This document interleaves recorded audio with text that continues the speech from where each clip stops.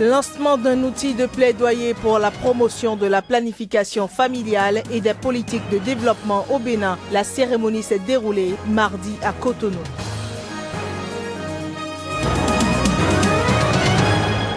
Au Mali, la mission de l'ONU a retiré mardi un document contesté. C'est suite à la mort de 3 partisans de groupes armés pro-gouvernementaux.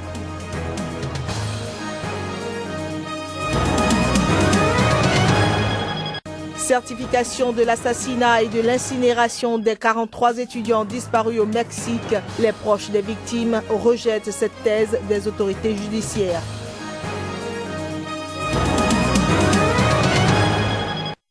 Mesdames et messieurs, bonsoir et bienvenue à ce rendez-vous des informations.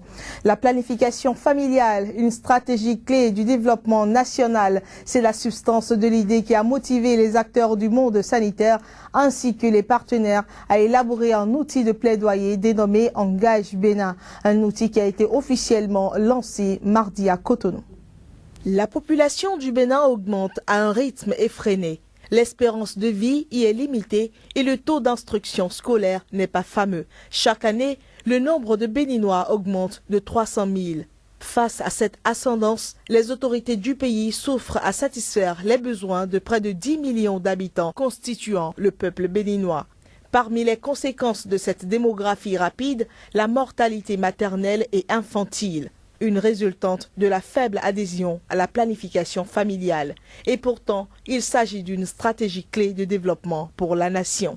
C'est dans ce cadre qu'a été élaboré l'outil de plaidoyer dénommé Engage, qui met en relief l'importance de la planification familiale. La planification familiale peut améliorer la vie des personnes, par exemple avec l'augmentation du revenu personnel, la réduction de la mortalité maternelle et l'augmentation de l'investissement dans l'éducation des enfants. Un Béninois sur 2 vit sous le seuil de pauvreté. D'un taux de croissance du PIB à 5,6% en 2014, le Bénin espère atteindre 6% en 2015. Ces statistiques sont loin de permettre un impact sur la réduction de la pauvreté. Les conséquences de cette dynamique démographique sont nombreuses.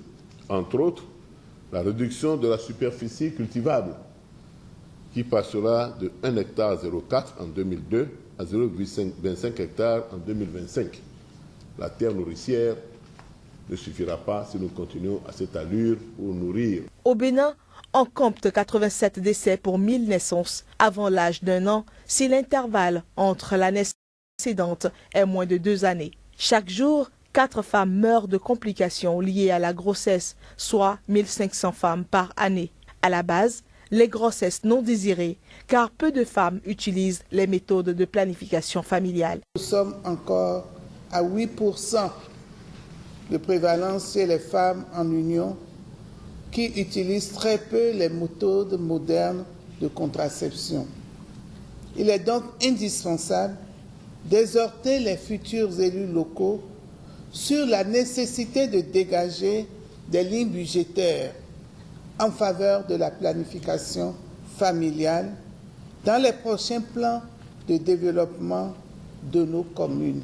Les regards sont donc tournés vers les décideurs politiques qui sont appelés à accorder plus de place à la planification familiale dans leurs lignes budgétaires pour accroître l'accès des femmes aux différentes méthodes. 100 millions ont été réservés à cet effet en 2014 et 200 millions le sont en 2015. Il revient aux décideurs à tous les niveaux, aussi bien ministériels que communautaires, de mettre en application le contenu de cet outil Engage. La planification familiale sauve des vies. Au Mali, la MINUSMA, la mission de l'ONU dans le pays, est prise entre le marteau et l'enclume, a été contrainte mardi de retirer un document contesté. C'était la suite de la mort de 3 partisans de groupes armés pro-gouvernementaux. Ceci une semaine après une frappe meurtrière contre les rebelles dans le nord du pays. Reportage. La force de l'ONU au Mali fait machine arrière après la mort de 3 manifestants ce mardi à Gao au cours d'une manifestation devant le siège de la MINUSMA. Les protestataires reprochaient à la MINUSMA d'avoir conclu un accord ce week-end avec les rebelles aboutissant selon eux au désarmement ou au retrait des forces loyalistes de la ville. Juste après l'incident de ce mardi, certains membres de la société civile malienne, notamment Ousmane Diko du collectif des jeunes de Gao, a demandé au gouvernement de mettre fin à la présence des forces des Nations Unies au Mali. Les manifestants sont déplacés vers le camp de la MINUSMA et les forces de l'ordre maliennes se sont retirées à un moment donné alors qu'ils étaient devant la manifestation. La police MINUSMA à Gao a tiré ce qu'on appelle, ce sont des sommations. Ce sont des sommations dans le cadre du maintien de l'ordre. C'est quelque chose d'établi, ce n'est pas quelque chose d'anormal. Et ils ont usé de gaz lacrymogène pour pouvoir tenir les manifestants au pouvoir. Je dis bien, toutes les parties ont été contactées et les discussions ont eu lieu pour atteindre un objectif qui était cesser le feu et retrait. Visiblement, cet objectif n'a pas été compris. La MINUSMA, déployée depuis juillet 2013 à la suite de l'opération Serval lancée par la France pour chasser les djihadistes du nord du Mali, a annoncé mardi soir le retrait du document incriminé et a reconnu une possible responsabilité après avoir assuré que ses troupes n'avaient pas ouvert le feu sur les manifestants. Le bilan des heurts à Gao s'établit à 3 manifestants tués et 4 blessés ainsi que 3 policiers de la MINUSMA blessés, a indiqué la force de l'ONU. En Centrafrique, on est toujours sans nouvelles du ministre de la Jeunesse et des Sports, Armel Negato Loum Sayo, enlevé par 4 inconnus armés. L'incident s'est produit le dimanche 25 janvier dernier, non loin de l'axe qui mène à l'aéroport. Et c'est la première fois qu'un membre du gouvernement en fonction est kidnappé en Centrafrique. Depuis quelques jours, les enlèvements se multiplient à Bangui. Après l'humanitaire française Claudia Priest et l'employé expatrié de la MINUSCA. La mission des Nations Unies en Centrafrique, toutes deux kidnappées puis libérées, c'est au tour d'un membre du gouvernement de se faire enlever juste à la sortie de l'église après la messe du dimanche dernier. Selon une source proche de la famille, le ministre et son épouse rentraient du culte à l'église protestante de Galabadja quand 2 véhicules ont foncé sur sa voiture et bloqué sa progression. Depuis que le ministre de la Jeunesse a été kidnappé, jusque-là, nous ne savons pas là où il se trouve. Donc, il n'y a aucune trace. On ne sait même pas l'endroit où ces ravisseurs l'ont amené. Mais jusque-là, côté mobilisation, nous avons vu la jeunesse qui, de son côté, se mobilise. Armel Negato Loum Sayo était le chef de la rébellion Mouvement Révolution Justice basé dans le nord-ouest du pays. Il est entré au gouvernement du Premier ministre Mahamat Kamoun à la suite de la signature de l'accord de cessation des hostilités du 23 juillet 2014 à Brazzaville, au Congo. Le gouvernement centrafricain a condamné le rapt du ministre et a annoncé l'ouverture d'une enquête judiciaire. Les auteurs du rapt de la Française, le premier depuis le début de l'intervention militaire française Sangaris en Centrafrique en décembre 2013, protestaient contre l'arrestation de Rodrigue Ngaïbona, dit général Angilo, un chef anti-Balaka soupçonné d'être l'un des meneurs des massacres de musulmans qui avaient été commis à Bangui.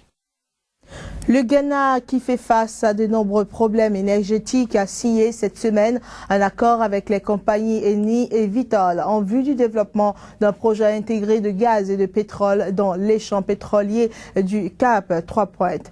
Eh bien, l'économie du Ghana a longtemps souffert de son incapacité à satisfaire les demandes énergétiques des industries et des particuliers. Suivons à présent des extraits des déclarations de Taylor, président de la compagnie Vitol, et de John Dramani Mahama, président du Ghana. I'm absolutely delighted after starting this project way back in 2007. J'étais très heureux au début de ce projet en 2007-2008 et c'est quelque chose qui est en train de devenir concret pour les Ghanéens et pour Eni et Vitol. On a reçu beaucoup de soutien de la part du gouvernement, du Ghana National Petroleum Corporation et du président que nous apprécions beaucoup. Maintenant, nous devons nous y atteler et avec votre accord et votre soutien, nous allons nous assurer que ce projet soit une réussite pour le pays. And so this should be a bit of very good news C'est une nouvelle pour le Ghana. Cela assure que le Ghana aura assez d'énergie pour soutenir son économie au rythme de ces dernières années.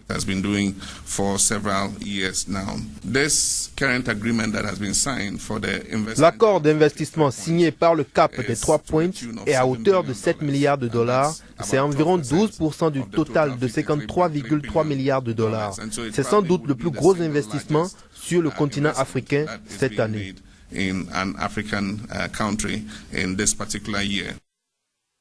Au Mexique, les autorités judiciaires ont certifié mardi que les 43 étudiants disparus en septembre dernier dans le sud du pays ont été bien assassinés et incinérés par les membres de cartels locaux.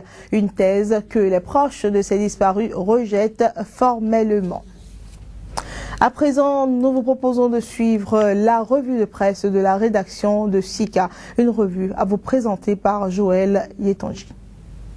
3 morts dans une manifestation contre la MINUSMA à Gao. L'information à la une de Mali-Jet est également relayée par Mali-Web en septembre. 3 personnes tuées lors d'une manifestation anti-MINUSMA à Gao. C'est plutôt 5 morts qu'il y a eu à l'issue de la manifestation anti-MINUSMA, croit Savoie Africom. Après ces cas de décès, constate CNePlus, la force de l'ONU au Mali fait machine arrière en renonçant à l'accord pour l'établissement de la zone temporaire de sécurité à piloter par la MINUSMA. 3 morts dans une attaque contre un hôtel à Tripoli, nous apprend Algérie 1. Tunisie numérique dénombre quant à elle 9 morts suite à l'attentat. Africa Sunu prévient, le chiffre pourrait bien s'alourdir. L'attaque contre l'hôtel de Tripoli, rapporte Africa, est revendiquée par Daesh. Le groupe djihadiste LEI est derrière l'assaut meurtrier, conclut Tchad 24. Au Kenya, rapporte Slate Afrique, il y a eu 1 mort dans une manifestation contre la disparition de revenus touristiques, pour parler, en des termes à peine voilés, de détournement de fonds publics. Mardi 20, au Burundi, pour réclamer la libération du directeur de la radio africaine, RPA. Idie précise qu'il s'agit d'une campagne pour demander la libération de Bob Rugurika. Du côté de la Tanzanie, nous informe Challenge, c'est un organe qui est interdit de parution. Jusqu'à nouvel ordre, l'hebdomadaire régional East African est suspendu. La réaction de l'UE, condamnant fermement l'acte, ne s'est pas fait attendre, mentionne Star Africa. Les journalistes nigériens, eux, portent plainte contre INS, non pour soutenir leurs confrères tanzaniens, souligne Niger Diaspora, mais pour s'insurger contre les exactions violentes dont ils ont fait l'objet lors des manifestations anti-Chali et lors de la marche de l'opposition. En RDC, révèle Jeune Afrique, l'opposition exige désormais la publication d'un calendrier global des prochaines élections. Et elle n'entend pas baisser la garde, prévient Congo 24. Parlant toujours de scrutin, le confrère de la matinée au Bénin nous renseigne que malgré les ratés, l'opération relative à l'affichage de la LEIP suit son cours.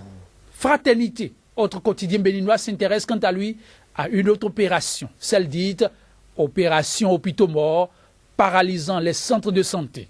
Point de gel de la situation, la ministre appelle au dialogue. Quart de finale, Cannes 2015, le Ghana et l'Algérie qualifiés, placade Burkina 24. Foot, Mercato exulte, l'Algérie se qualifie. Le Ghana s'offre un incroyable retournement de situation de 1 face au Bafana qui pourtant menait au score. Ainsi se referme la revue de ce mercredi. Demain est un autre jour. Nous voici au terme de cette édition. Merci pour votre attention et merci de rester câblé au programme de SICA.